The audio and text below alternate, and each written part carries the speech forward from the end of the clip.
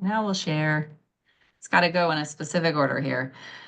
Okay, so welcome to our February lunch bunch. This afternoon, we're going to be giving a legislative overview of some of the bills that we are monitoring at the Capitol this year. I want to preface this conversation with there is more out there than what I'm going to talk about, but we could be here all day if I went over everything that related to climate. So this is, the bills that we're kind of focused on. And there's a couple of bills that I'm not talking about today just because I don't know enough yet to share and they haven't been introduced. So we'll probably, as the session moves on, do a deeper dive on some bills that we're going to really prioritize it on and dig into. We have a legislative team, for those of you that are new, that you're more than welcome to join. We meet this evening, actually, is our next call. We meet on Wednesdays at 7:30. We've been trying to do it once a month, but that just hasn't quite felt like enough time. But that committee is going to be taking a look at these bills and deciding, which 2 or 3 we might want to prioritize. That doesn't mean they're the only ones we're going to work on or support or oppose.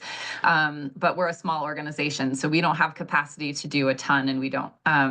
It's just me basically here in Colorado. We have other staff, but I'm it for Colorado. So anyway, so going to give a quick overview, or sort of a general overview of bills that we're monitoring, and then we usually end with upcoming events that we have going on. And welcome, Angelique. Thanks for joining today. Okay, so let's dive in. So the first bill I wanted to mention is a bill that addresses renewable electricity for utilities. The state of Colorado has a goal of hitting 100% renewable electricity for utilities by 2050. It's part of the plan to reduce greenhouse gas emissions across multiple sectors of the economy. And this bill is in the current legislation, this is sort of is refining current statute. So this bill is trying to close some loopholes and strengthen the language specifically for utilities to reach this goal. So basically, the bill will require utilities to submit a clean energy plan by 2040 to the Public Utilities Commission for how they will reach these targets. And it sets additional targets, which I'll talk about.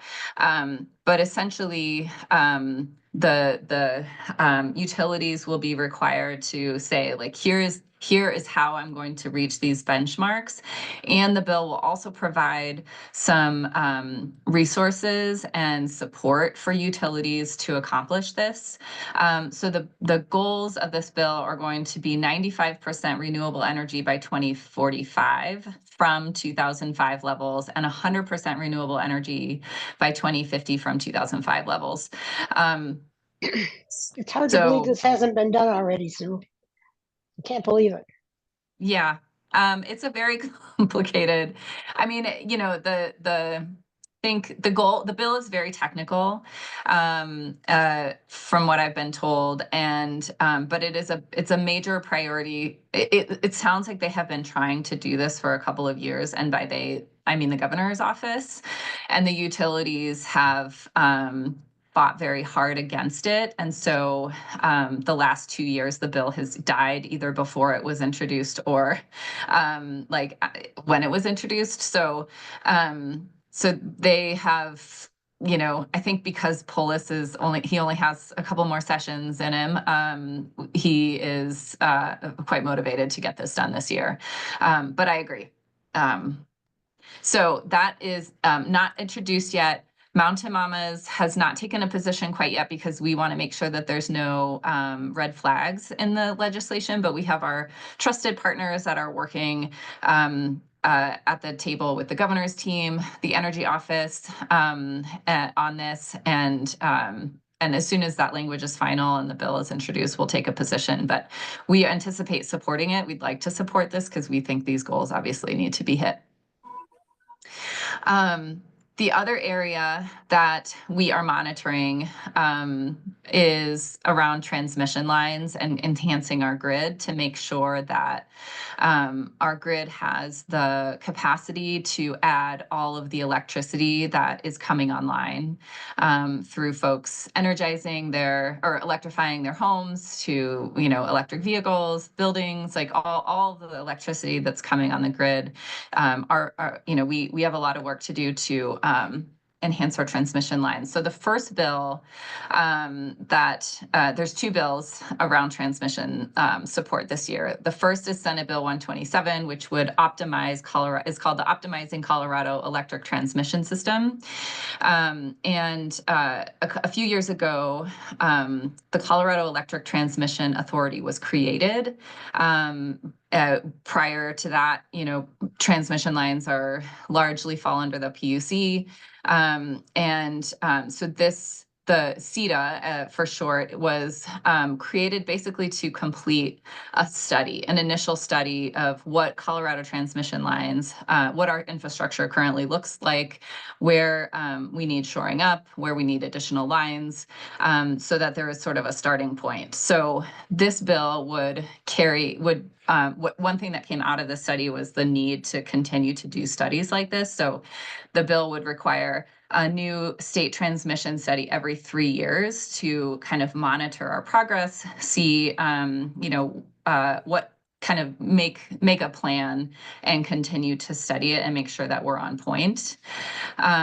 It also improves statewide transmission planning and increases the use of advanced transmission technologies, which is also known as grid enhancing technologies. And basically what that means is it's low cost hardware or software that can make the grid work more efficiently.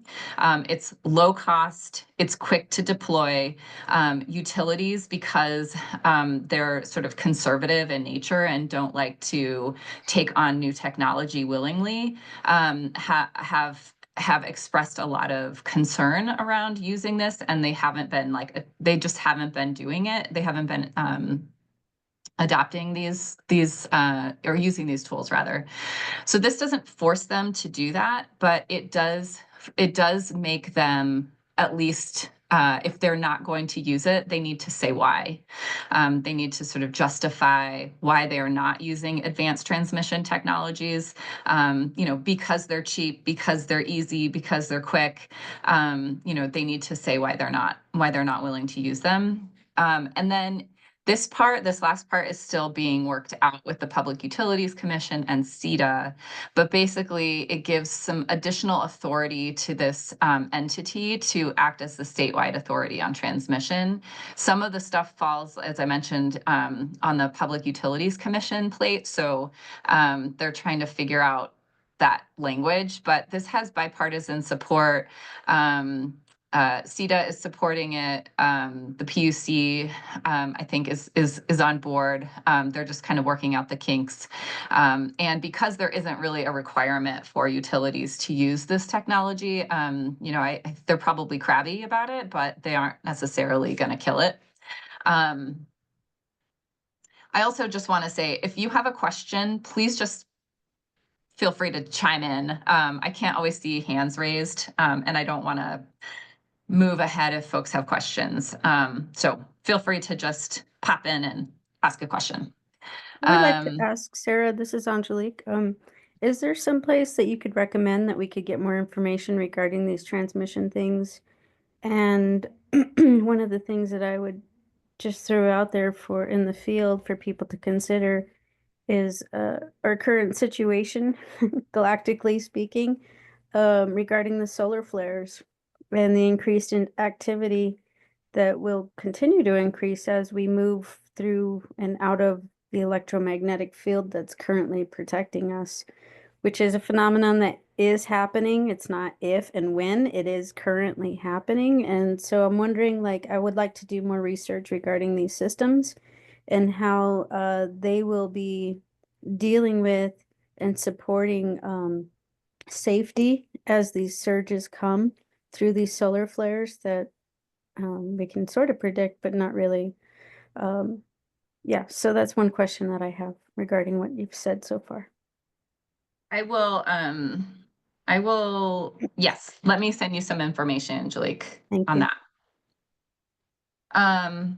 Okay, so second bill on transmission is not introduced yet also, but it's called the Next Gen Highway Bill, and basically it's a pretty simple bill. It will remove the prohibition on building transmission lines along highways. CDOT, Colorado Department of Transportation currently has, along with like 30 something states, also has this prohibition on having transmission lines built along state highways. And so there is an initiative, it's I think also bipartisan in nature, that's kind of moving across the country to ease the build out of transmission lines.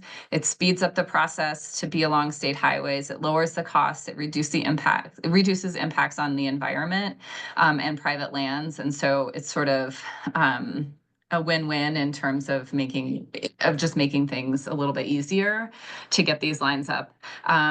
CDOT is supporting this, which is great. I think in a lot of states, that's not necessarily the case, but something similar just passed in Wisconsin. And I think if it passes in Wisconsin, it can probably pass here. But, because it's not really, it's really just about building the infrastructure. So those are the two transmission bills that we've been monitoring. Sarah, Yes. the transmission lines, are these the big things, like with the towers, or is this, phone pole type lines or?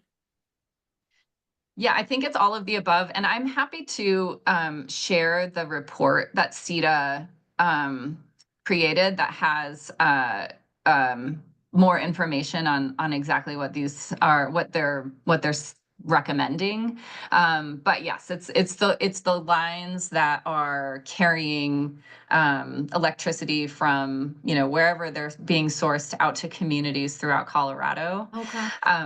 Another piece of the report that we have heard about is that CETA is really recommending that there be community engagement in where these new lines or new big transmission stations are being put in, so that ahead of time, so that communities are able to say, here's where it makes sense to put this, here's where it doesn't make sense to put this, so that they aren't just I think in the past what's happened is they've just made plans to do it and then they got input from the community, and it sounds like CETA has recognized that is a pretty ineffective way to go about this and are trying to change that process. Those aren't implemented, or those aren't incorporated into these bills, but.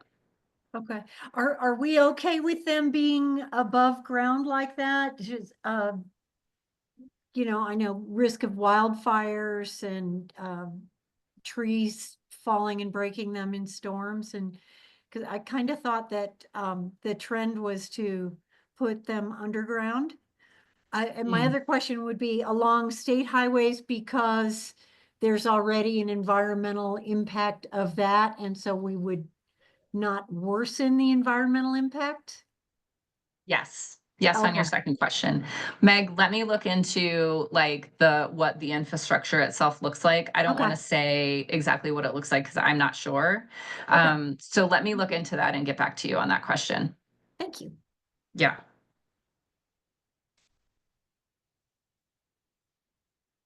Any other questions on the transmission stuff? I put a couple of things in the chat, just some notes.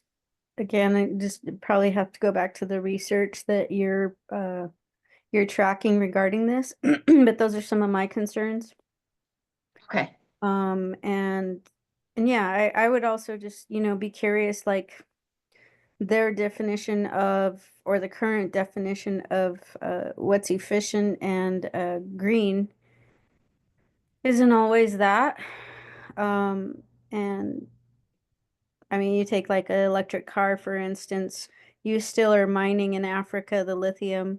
You have a vehicle that is putting off intense electromagnetic fields to your body, which causes cancer. The readings, when people, do the little readings in the car, the people driving it, like there's literally absolutely no protection from that lithium battery to our electromagnetic field, and it is an extremely thing. I mean, basically, you're sitting in a microwave, and it's something that people don't talk about. They call it green energy. They think it's this big thing, but it's really just killing people slowly.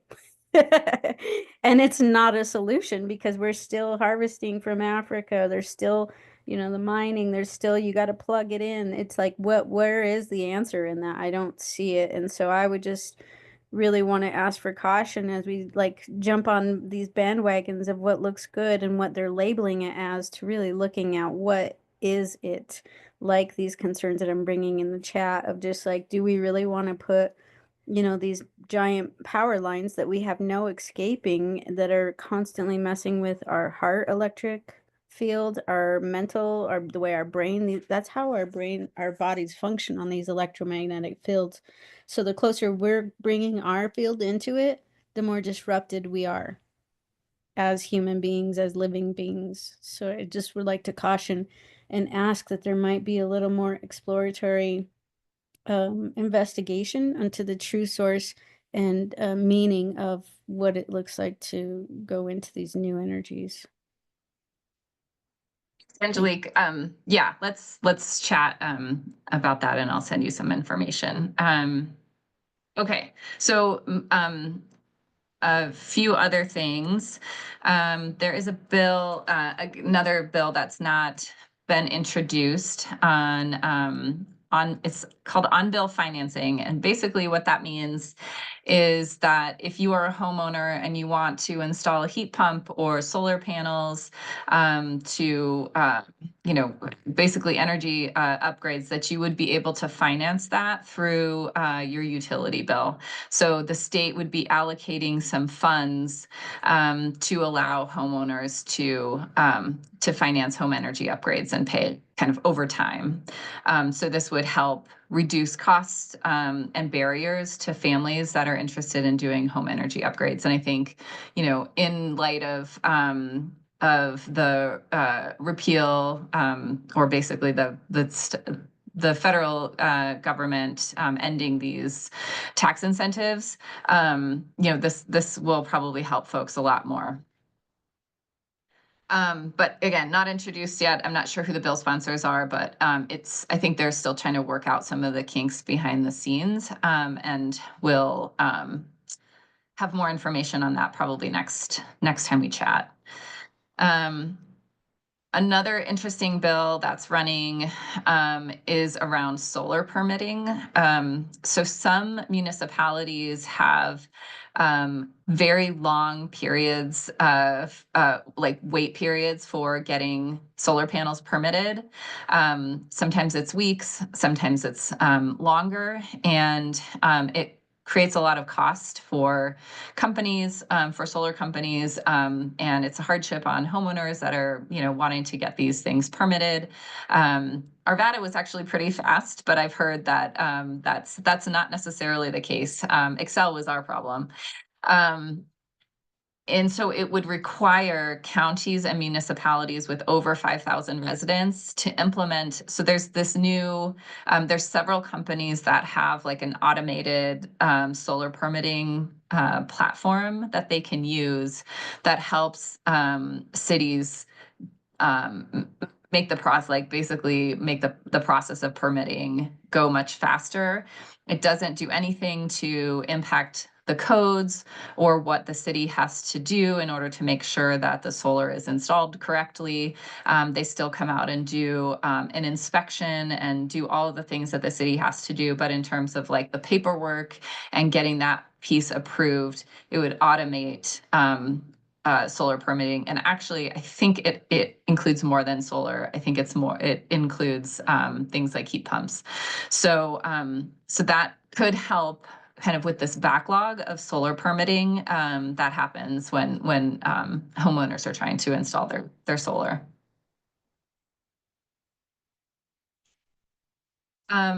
We have an opposed bill. House Bill 1040 is actually quite a popular bill at the state legislature. It is a bipartisan bill that would add nuclear energy as a clean energy resource under state statute. So right now, the state has a definition of what clean energy resources include. Nuclear is and this would add nuclear energy into that, along with wind and solar and things like that. So we have a lot of concerns. There is a one-pager fact sheet that it's not public, but you all can take a look. I don't think you can click on this now, but when I send this out, I'll include that. So some of our concerns around nuclear is just that it is, to Angelique's point about mining, uranium mining is extremely detrimental to the environment, to the people that are doing the mining, to the people that live around there. If a nuclear plant goes into your community, you are at much higher risk of getting certain types of cancer. Of course, there is always the risk of an accident happening and having a terrible catastrophe with radioactive pollution and waste going into the community. And it also is it uses a ton of water. Nuclear energy does, and it's very, very, very expensive. This has been, kind of an area that has risen as of late as, a necessary solution in order to hit our greenhouse gas reduction goals, or, the state is very focused on reducing our carbon footprint. And so I think that is one of the reasons that the bill sponsor and others have jumped on board with this, that they are sort of focused on reducing carbon, but and so they're thinking that nuclear could be another opportunity to reduce our carbon. But this is not a clean energy, and it is not healthy for communities. It's like 3 times the cost of solar and wind, and we're pretty concerned about the continued addition of this into the conversation. Go ahead, Sandy. Are they making a distinction between small modular nuclear? That's a whole new thing. Less of all of those other things, cheaper, quicker to build, whatever. And the old, we used to have a nuclear plant in Platteville. It's been closed for quite a few years. So I'm wondering if the bill distinguishes between the old and the new, or whatever. Do you know? I'm not sure if it has that specific language in it. I know that SMRs are the new sort of, like you said, this is being touted as like different than what the old system is. And this will provide, all of the arguments that they're claiming, but sort of regardless, what we've heard from experts is that it's more expensive, it's more energy resource, it's intensive. It's not going to help. It takes like 10 years to build one of these things. It's often overly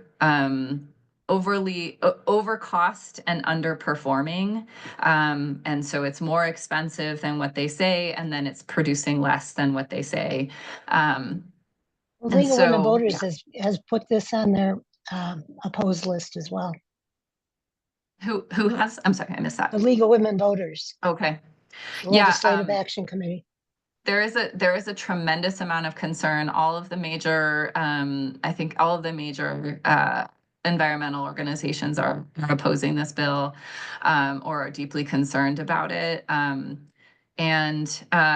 I think, unfortunately, it looks like it's probably going to pass. And so money. Yeah, maybe, I guess. Yeah, they've definitely like, as some colleagues have said, drunk the Kool-Aid on this one. And, the more that I learn about it, the more concerning that it is to me. I certainly wouldn't want a nuclear plant in my community, and I can't imagine why anybody would feel comfortable with this, but, so I'll send out that one pager to folks. You can take a look. It is in committee tomorrow. I will be testifying against it if anyone's interested in lending your voice to that. Let me know. Happy to send you the information on that. Meg's an expert on testifying in committee now. So anyway, let me know if you're interested in that, and more information on that to come as well as things progress.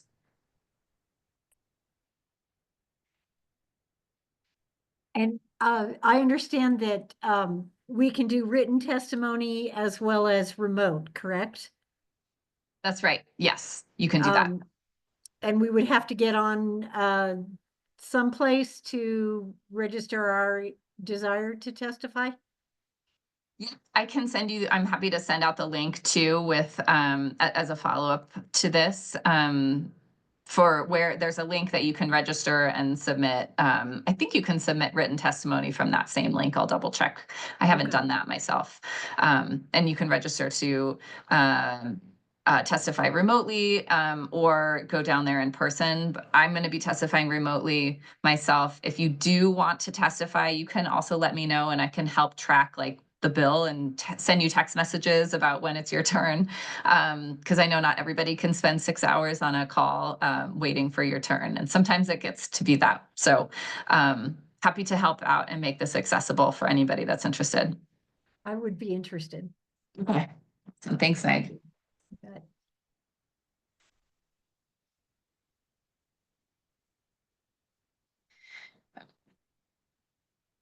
I think there's also going to be a webinar put together by some of our experts on nuclear for advocates. So I'll keep you all posted on how that shapes up to so that folks have a better understanding than this like 3-minute briefing that I just gave. So a few more bills. I wanted to mention a couple of school sustainability focused bills since we have been doing a lot of that work in Jeffco. There is a Green Schoolyards grant program bill, and essentially it will provide seed money for a grant program to help schools incorporate green schoolyards. So this is more nature-based schoolyards that would replace more traditional play structures.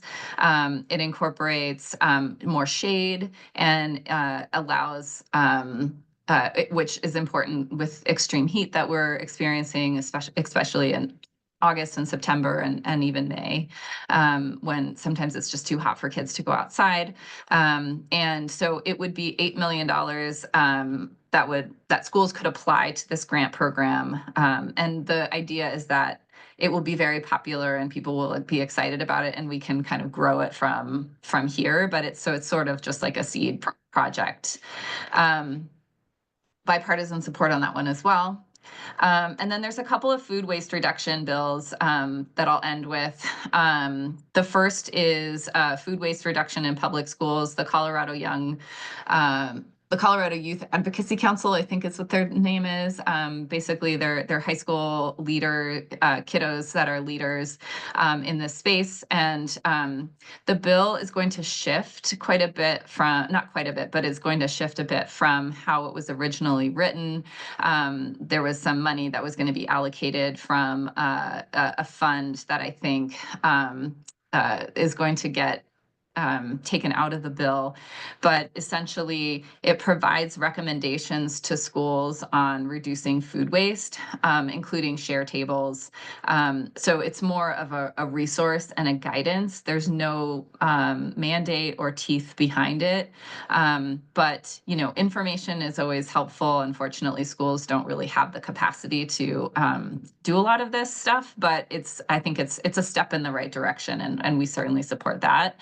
And then there's another bill that is broader than schools that Rep. Foray has introduced. She's brand new. She's from Arvada. But it's also an effort to reduce food waste. And it helps the piece around schools and other entities that try to donate leftover food is that it clarifies liability. One thing that we've heard in Jeffco a lot is that, you know, they're nervous about share tables. They're nervous about donating leftover food because of the liability issue that the school district is fearful of. So we're hoping that that will make schools feel better about incorporating some of these practices that can help reduce some of the food waste from the cafeteria. So we're just sort of monitoring those. I'm not sure if we're going to take a major position on them, but we definitely support the nature of these and the intention of these bills. So I'll pause there. I know we got just a couple minutes left. Are there any questions? I know I ran through those quickly and it was a lot. Go ahead, Sandy. The sharing table idea, is that in effect now? Do they do Schools that? they can do it, and in some cases they do, but it's, you know, only certain types of food can go on a shared table, like fruit, whole fruit. It can't be like, you know, anything that's like if from a scratch kitchen, for example, like if it's not wrapped up in something, they can't put it on a share table. If it is, you know, milk or something that has to be refrigerated, it can't go on a share table. So there's specific things Kind that of they can put. scary. I think it's scary. Even if you don't have liability, you don't want somebody to get hurt by that. I come from a healthcare standpoint, and it's just, I don't like it. Things I that would they love can do that are information more on it. safe. I think, you know, fresh whole fruit, kids throw away apples and oranges all the time, and there are probably hungry kids in every cafeteria that would, you know, maybe they don't have access to fresh fruit and stuff. I get it. My son has a peanut allergy. Yeah, there you so go. There's there's one all of reason. that. But again, a kid wouldn't be able to leave half a sandwich on a plate kind of thing. And Somebody's got to police it. Exactly. yeah. Yep. And that's the problem. I mean, it's really a lack of resources on a staffing point. And yeah. Can I ask a clarifying question? When you say police it and staffing, is that what is the intention, to make them eat their half a sandwich? Or I'm not sure what I No. fully understand what's being No. referred to.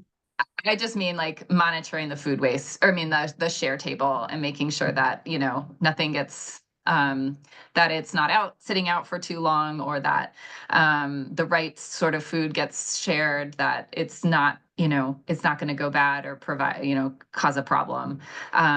I think, you know, one thing that we have heard, and we've heard from like our Jeffco folks and from other groups working on the food waste issue in cafeterias, is the time that kids have to eat is more the problem than anything. Or like there's other things around food that, you know, the cafeteria has to give them all the food that's allocated for the federal food program. They can't just say, I only want 3 things. They have to take all 5 things. And if they can't finish all 5 things, it goes right in the garbage. So, you know, there's potential for composting and other things, but really it's just a lack of, it's a lack of resources and capacity from the school's perspective. You'd have to have Well, parents probably doing it, if you did composting. Yes, that's where it's happening. It's only happening where there's volunteer parents. Yeah. Yeah. Okay, so since we are at time, I'm just gonna blow through these this next slide real fast. We have a couple of things. So our legislative team meets tonight.